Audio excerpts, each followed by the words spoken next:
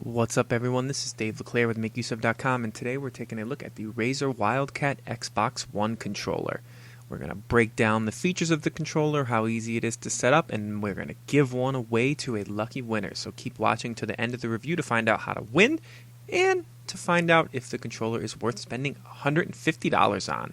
Now, the big reason to buy one of these premium controllers is because you want the extra features, you want the different buttons, you want the ability to tweak the controller, and Razer has killed it in that regard.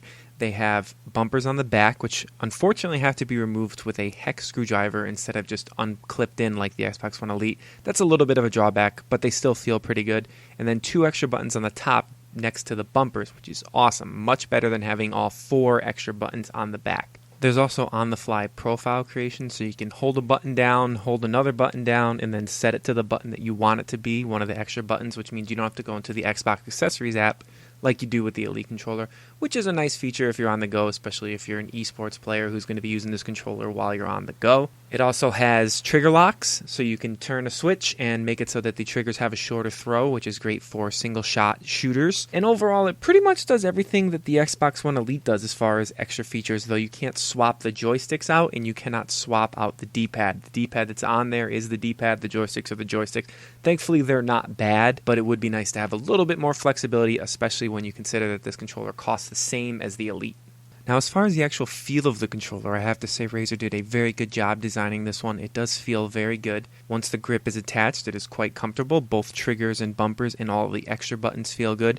The joysticks are a little on the flat side compared to what you're used to with a standard Xbox One controller, but it does come with some rubber grips to put over it, and I never had any problems with my finger sliding off, though they are a little bit wider than your standard joystick, which feels a little weird under thumb. They're quite a bit wider than your thumb's footprint. That was a little weird, but I got used to it and it wasn't a problem. So overall, I would say Razer did a pretty good job of designing this controller as far as the feel goes. It feels premium and it feels really good in your hand. So to break it down real quick with some pros and cons, you have a good feel, it's lightweight, you can make profiles on the fly, it's built quite well, buttons are clicky and responsive, the second triggers are in a great location. But unfortunately, some of that is outweighed by the bad, which is the unfortunate task of having to install grips yourself. There is no wireless option with this controller. There's no support for original Xbox One headsets. You have to use a screwdriver to remove the rear triggers, which is kind of annoying.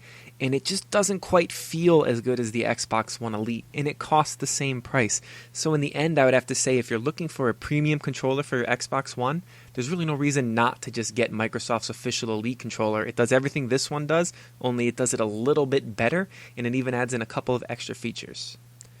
Once again, thank you very much for watching this video. This is Dave LeClaire with MakeUseOf.com. Make sure to head over to the site and enter to win a Razer Wildcat controller because you can get a $150 controller for free because that's just how nice we are.